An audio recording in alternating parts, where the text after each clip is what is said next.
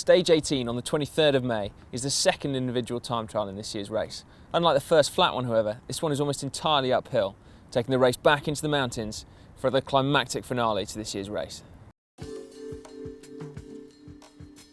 Stage 18. It's time for another race against the clock. The 20.6 kilometres from the velodrome in Mori up to Polsa have an average gradient of 5%, so despite this being a mountain time trial, the pure climbers probably won't have a chance against riders with a big engine like Bradley Wiggins. The GC contenders have had 2 easy days to recover a little before this time trial, but now they will have to give it their all in order to keep their spot in the overall classification.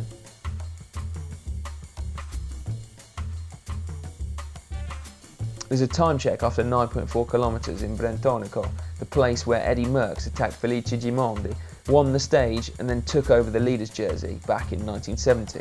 After the time split in Brentonico, the climb eases out for 5 kilometres with gradients no higher than 2%.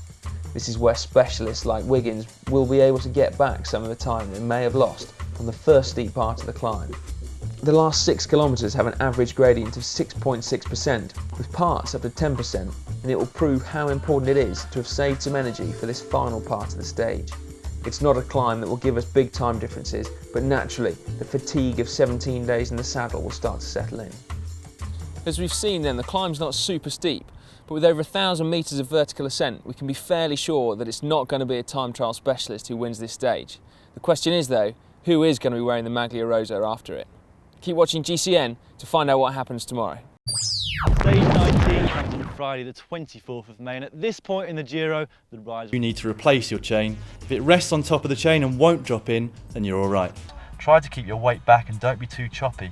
This could make your rear wheel spin.